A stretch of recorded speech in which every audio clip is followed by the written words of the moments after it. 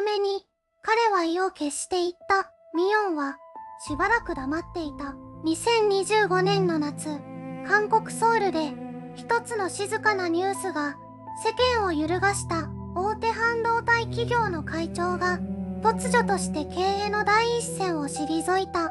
そして、全財産を宗教団体に寄付し、その後、消息を絶ったのだ。報道は、驚きと憶測に満ちていた。正気ではない、という者もいた。晩節を汚した、とあざける者もいた。誰もが、彼の決断を理解できなかった。しかし、その修道院の奥深く、石畳の回廊に、一人の老人が立っていた。彼の名は、ジェウォン、73歳。かつては数千人の社員を束ね、韓国の産業を牽引した実業家だ。その彼が今、粗末な修道衣を身にまとい、手を組み、目を閉じていた。表情には、不思議な静けさがあった。苦しみではない、後悔でもない。長い嵐の末に、ようやくたどり着いた、穏やかな港のような顔だった。60億ウォン、日本円にして、約65億円。それが、彼が手放した全てだ。企業、邸宅、資産、肩書き、そして権力、長い人生をかけて積み上げたものを、彼は一度の決断で、全て手放した。ある朝、修道院の若い修道士が、そっと彼に尋ねた。後悔はないかと、老人は、少し間を置いた。それから、静かに微笑んだ。後悔があるとすれば、もっと早くここに来なかったことだ。その言葉は、短かった。しかし、その重さは、どんな長い演説よりも深く、胸に刺さった。彼は何を失い、そして何を得たのか。なぜ、頂点に立った人間が、全てを捨てる選択をしたのか。その答えは、40年を共に生きた妻の、最後の一言にある。次は、この男の原点から話したい。1980年代、韓国の半導体産業が産声を上げたあの時代に、一人の若者が、どのように夢をつかんでいったのか。1980年代、韓国、その時代の空気は、今とはまるで違った。街には、泥臭い熱気が漂っていた。工場の煙突から煙が上がり、若者たちが夢を片手に、都市へ都市へと流れ込んでいた時代。まだ半導体という言葉が、一般の人々には馴染みの薄い、遠い未来の響きを持っていた。あの頃の話だ。一人の青年がいた。名はジョンホ。当時27歳、慶尚南道の小さな農村に生まれ、大学進学のために単身ソウルへ出てきた。ごく普通の地方出身者だった。金もなかった。骨もなかった。あったのは、ただ一つ、自分の手で何かを作り上げたい、という、消えない衝動だけだった。彼が半導体産業と出会ったのは、偶然ではなかった。ある日、大学の図書館で手に取った一冊の技術雑誌が、すべてのきっかけだった。そこには、シリコンの薄い板の上に、無数の回路が刻み込まれた写真が載っていた。彼はその一枚の写真を、長い時間、じっと見つめていた。これだ、と思った。声に出したわけではない。誰かに語りかけたわけでもない。ただ、胸の奥で何かが、静かに、確かに、動いた瞬間だった。卒業後、彼はわずかな資金を元手に、小さな部品加工の工場を立ち上げた。従業員は3人。作業場は、半地下の薄暗い一室。夏は暑く、冬は凍えるような環境の中で、彼は毎日、16時間以上働き続けた。失敗も、数えきれないほどあった。取引先に裏切られたこともあった。銀行の融資が止まり、給料が払えず、従業員に頭を下げた夜もあった。それでも、彼は止まらなかった。前だけを見ていた。1980年代後半、韓国の半導体産業は急速に拡大を始める。国家が後押しをし、企業が競い合うように設備投資を重ねた。その波に彼の会社も乗り込んでいった。気づけば従業員は100人を超えていた。やがて1000人を超えた。工場は増え、取引先は国境を越えた。一人の若者が泥の中から這い上がり、産業の頂点に近づいていく。その軌跡は誰が見ても輝かしいものだった。しかしその光の隣にいつも静かに寄り添っていた人物がいた。それが妻のミヨンだった。彼女との出会いがこの物語のもう一本の軸となる。ミヨンと出会ったのは1981年の秋だった。ソウルの外れにある小さな部品工場の片隅で彼女は黙々と帳簿をつけていた。派手さは何もなかった。着古したエプロン、指先にわずかなインクのシミ。それでも彼女の手元は迷いなく動いていた。チェ・ドンギュはその背中を見た瞬間、足が止まった。声をかける言葉が見つからなかった。ただ胸の奥で何かが静かに揺れた。知人の紹介で3度会った。4度目に彼は意を決して言った。一緒に生きてほしいと。ミヨンはしばらく黙っていた。それからゆっくりと顔を上げた。あなたの夢を教えてください。彼女は愛の言葉ではなく夢を聞いた。その問いがチェ・ドンギュの心に深く刺さった。結婚した翌年、最初の危機が訪れた。主要取引先が突然契約を打ち切った。銀行の融資も止まった。従業員への給与が払えなくなる寸前だった。彼は3日間眠れなかった。食事も喉を通らなかった。机の前でただ数字を眺めるだけだった。4日目の朝、ミヨンが静かに部屋へ入ってきた。湯気の立つ白粥を持って食べて考えるのはその後でそれだけだった。言い訳も慰めもなかった。ただ隣に座ったチェ・ドンギュはその温かさに初めて涙をこぼした。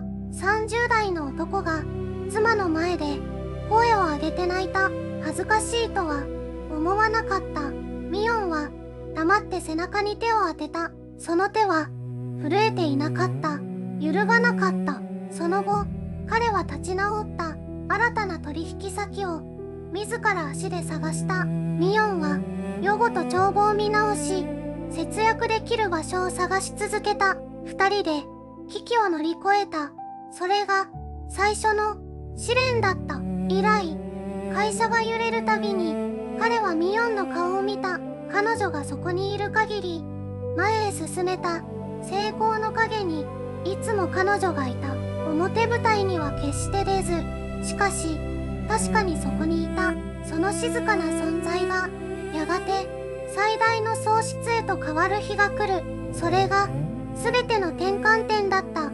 それはある朝突然訪れた。彼女が倒れた。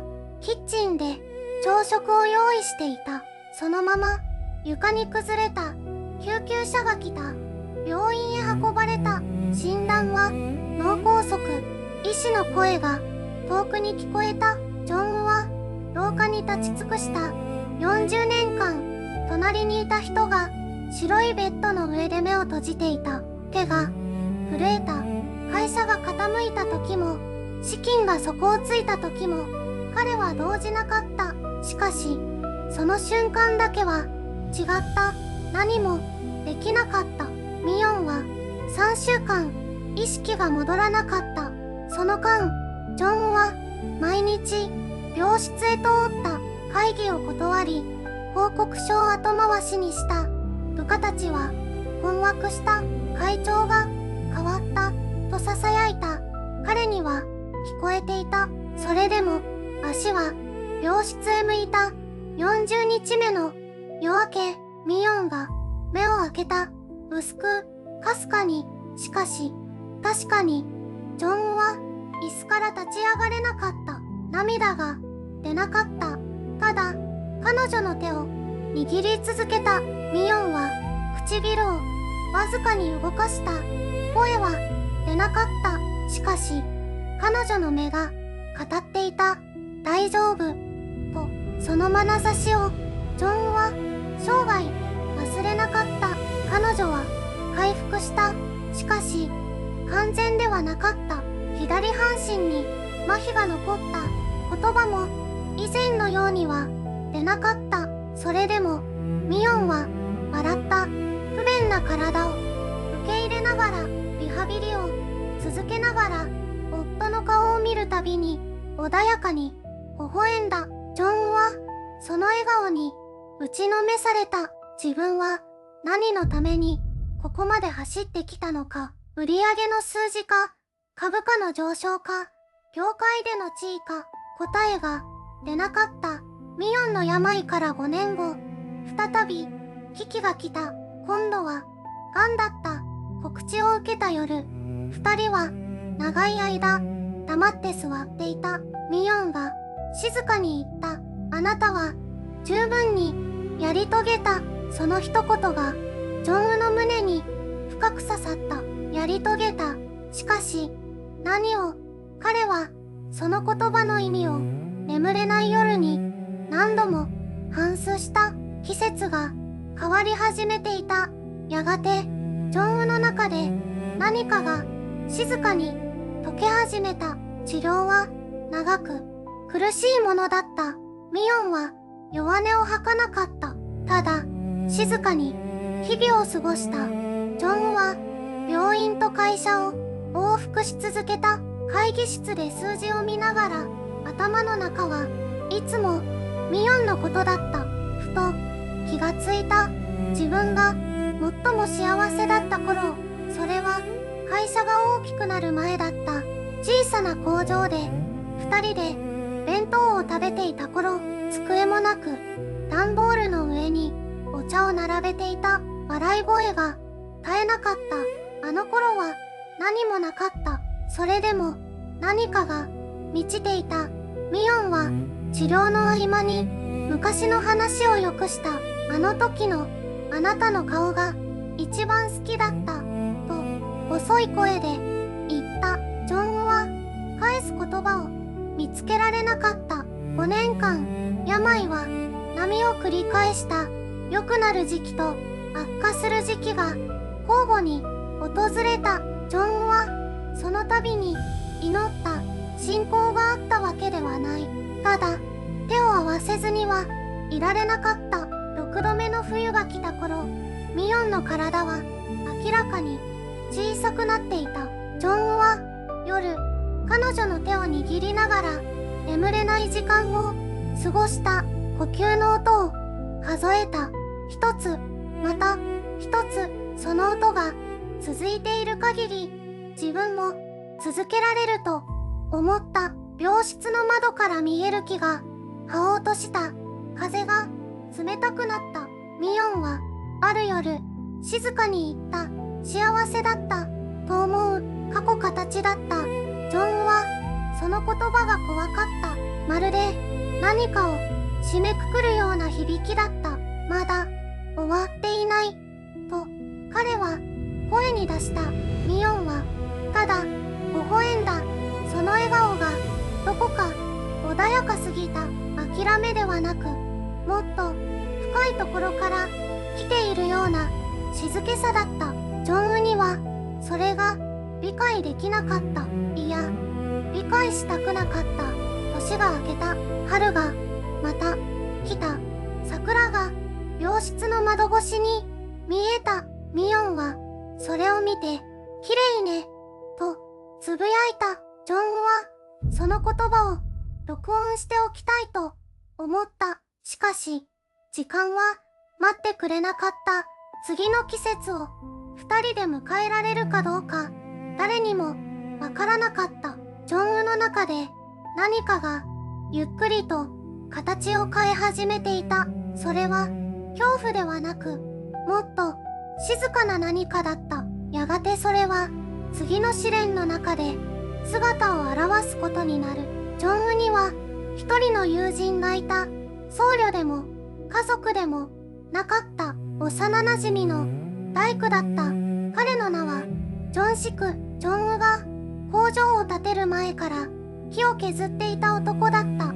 財産も肩書きも持たなかった。ただ誠実に生きてきた人だった。ミヨンが行って3ヶ月が過ぎた頃、ジョンウは修道院を出ようとしていた。深夜、荷物をまとめた扉に手をかけた。闇の中に立っていた。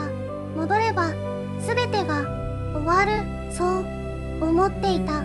その夜、ジョンシクが現れた。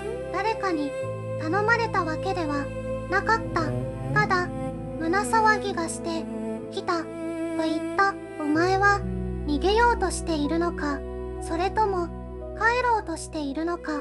ジョンウは答えられなかった。ミヨンが死んだのはお前のせいじゃない。だがお前がここで消えたらそれはお前のせいになる。言葉は刺さらなかった。染みた。ジョンシクはそれ以上何も言わなかった。ただ石段に腰を下ろした。夜明けまで隣に座っていた。ジョンウも荷物を下ろした。二人は黙ったまま空が白んでいくのを見ていた。あの日からジョンウはもう一度だけ歩いてみようと決めた。修道院の生活は孤独だった。しかし種類が違った。社会の中の孤独は自分を削る孤独だった。ここの孤独は自分に戻ってくる孤独だった。朝の勤業、畑仕事、沈黙の食事、慣れない日々の中でジョンウは初めて時間の重さを体で感じた。若い頃は時間を金に変えてきた。いつも前だけを見ていた。ミヨンが隣にいた時間さえ通り過ぎていった。修道院では時間は流れなかった。積もった。その積もった時間の中にミヨンの声が静かにあった。きれいね。あの病室の窓から見た光。彼女が最後に残した言葉。ジョンウは毎朝同じ方角の空を見るようになった。きれいかどうか確かめるように。やがて彼の中で何かが動き始めた。それは諦めではなかった。手放すことで初めて見えてくるものがあった。ジョンウはその輪郭を少しずつたどり始めていた。その朝も鐘が鳴った。低く深く空気を揺らすように。ジョンウは目を覚ます前からその音を聞いていた。眠りと目覚めの狭間で修道院に来て3ヶ月が過ぎていた。最初の1ヶ月はただ座っていた。何もできなかった。いや、正確には何もしなくてよかった。それがどれほど異質な感覚だったか。73年間ジョンウはずっと何かをしていた。決断し動かし築き上げ守ってきた。止まることが恐怖だった。止まれば見えてしまうから。見たくないものがあったから。ミヨンのいない朝が41回積み重なっていた。修道院の小さな部屋で彼は初めてその重さを正面から受け取った。逃げる場所がなかった。電話も会議も数字もない。あるのは静寂と自分だけだった。それは苦しかった。しかし苦しさの奥に何か別のものがあった。ジョンウはそれを言葉にできなかった。ただ朝の空を見るたびに胸の奥がかすかに緩んだ。ミヨンが言った言葉を思い出すたびに、きれいね。あの一言が今の自分をここへ連れてきた。彼女は死の淵で美しさを見ていた。財産でも名誉でもなく、ただ窓から差し込む光を。それがジョンウにはどうしても忘れられなかった。変化は劇的には来なかった。ある朝、庭の隅に小さな花が咲いていた。誰も気に留めない、名も知らない花だった。ジョンはしゃがんでしばらく見つめた。その花は何も求めていなかった。ただそこにあった。その瞬間、何かが溶けた。60億ウォンを手放した時、世間は騒いだ。狂ったと言った者もいた。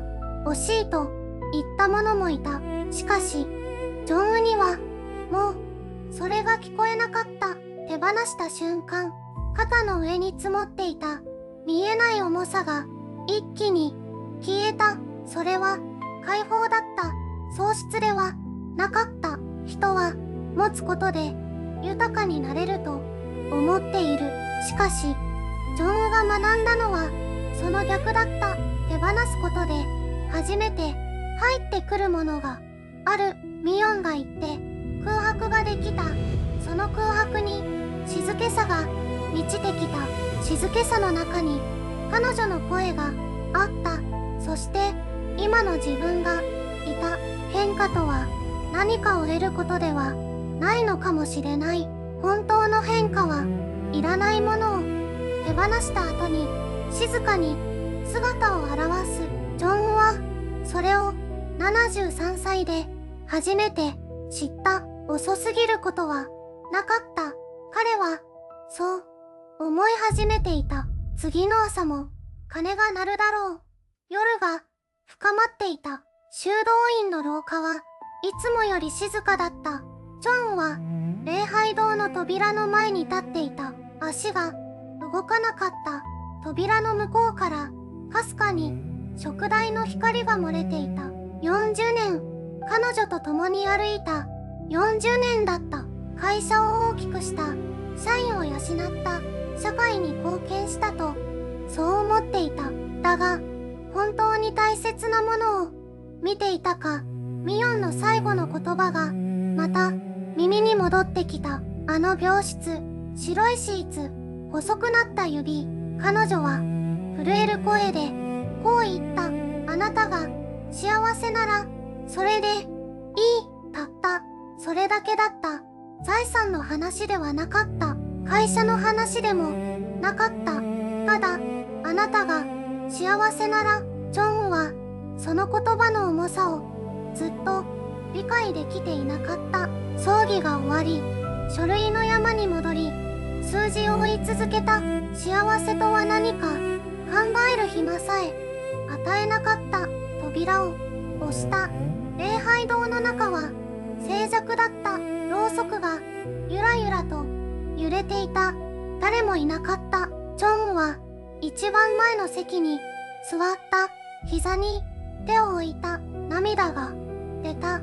声もなく、ただ涙が頬を伝った。60億ウォンを手放した日、世間は騒いだ。狂ったと言う者もいた。惜しいと言う者もいた。家族でさえ止めようとした。しかしジョンウには分かっていた。手放したのは財産ではなかった。執着だった。証明しようとし続けた自分自身だった。誰かに認められたくて積み上げ続けた孤独だった。全部ここに置いてきた。ろうそくの炎が揺れた。風はなかった。それでも炎は揺れた。まるでミヨンがそこにいるように。ジョンは目を閉じた。73年間の記憶が静かに流れた。怒鳴った夜、後悔した朝、泣けなかった葬儀。今泣いている。遅すぎることはなかった。彼女が言った通り、幸せはここにあった。何もないこの礼拝堂に、燭台の光の中に鐘が鳴り始めた。朝が来ていた。ジョンは立ち上がった。背筋が伸びていた。顔を上げた。扉の向こうに光が差し込んでいた。新しい一日が始まろうとしていた。73歳の男が初めて軽くなった朝だった。鐘の音が山に響いた。ジョンは静かに立っていた。礼拝堂の石畳は冷たかった。それでも足の裏から伝わるその感触が妙に心地よかった。あれから1年が過ぎた。修道院の生活はシンプルだった。夜明け前に起き、祈り、食事を作り、畑を耕す、それだけだった。以前は一日に何十件もの会議があった。決裁書が山積みになり、数字が飛び交い、誰かが誰かを責めていた。今は違った。朝の空気をただ吸う。それだけで一日が満ちた。60億ウォンを手放した時、世間は騒いだ。正気ではないという者もいた。何かに騙されたと疑う者もいた。子供たちは裁判所に訴えることまで考えた。ジョンは何も言わなかった。説明できる言葉を持っていなかったからだ。妻が言ってから彼は初めて気づいた。40年間自分が何を見ていなかったのかを、そして残り少ない時間で何を見るべきなのかを。お金はなくなった。地位も肩書きも消えた。だが帳ごとに窓から差し込む光を見るたびに胸の奥に静かな満足が広がった。それは億単位の契約を取った時には感じたことのない種類の違う充足感だった。老いた修道士が隣で野菜を洗いながら言った。あなたは早くから来た人ではない。でも本当に来た人だ。その言葉がずっと残っていた。ジョンは鏡を見る習慣をやめていた。修道院にはほとんど今日がなかった。けれどある日、井戸水の水面に映った自分の顔を見て驚いた。シワは増えていた。髪は白くなっていた。それでも目が穏やかだった。73歳のその顔はかつて会社の役員室で見ていた自分よりずっと静かだった。妻は正しかったとチョンは思った。幸せは遠くにはなかった。追いかける必要もなかった。ただ立ち止まって手を開けばそこにあったものだった。春の光が石畳を照らした。風が緩やかに吹いた。ジョンは目を閉じ深く息を吸った。この物語に終わりはない。ただ一人の男がようやく始めた場所がある。あなたは今日何を手放せるだろう。ジョンは73歳で全財産を手放した。60億ウォン。40年で気づいた。すべて世間はそれを狂気と呼んだ。無謀と呼んだ。老いた男の瞑想と笑った。けれど彼が手放した時、初めて手に入ったものがあった。静寂、自分の呼吸、朝の光の柔らかさ、妻の声が風の中に聞こえる気がする。あの感覚。人は何かを得るために走り続ける。より多く、より速く、より高く。気がつけば走ることそのものが目的になっている。立ち止まる勇気をどこかに置き忘れたまま、ジョンウの妻は行く間際にこう言った。あなたはまだ本当の顔を見ていない。と、その言葉が40年分の問いだった。彼女は答えを持っていかなかった。答えは彼自身の中にあると知っていたから。修道院の石畳は冷たく硬い。夜明け前の礼拝は静かで長い。それでもジョンは毎朝同じ場所に立つ。目を閉じる。息を吸う。そこに妻がいる気がするから。この話は宗教の話ではない。信仰の話でもない。一人の人間が全てを失った後にようやく自分に出会ったという話だ。あなたの人生に立ち止まれる場所はあるか。手を開けばそこに何があるか。追いかけるのをやめた時何が残るか。答えは誰かが教えてくれるものじゃない。ジョンウがそうであったように自分の足で静寂の中に入っていくしかない。春の光は平等に降り注ぐ。億万長者にも修道士にも、今日このナレーションを聞いているあなたにも、ジョンウの物語に終わりはない。ただ、始まりがある73歳の遅すぎない朝、あなたの始まりはいつにする？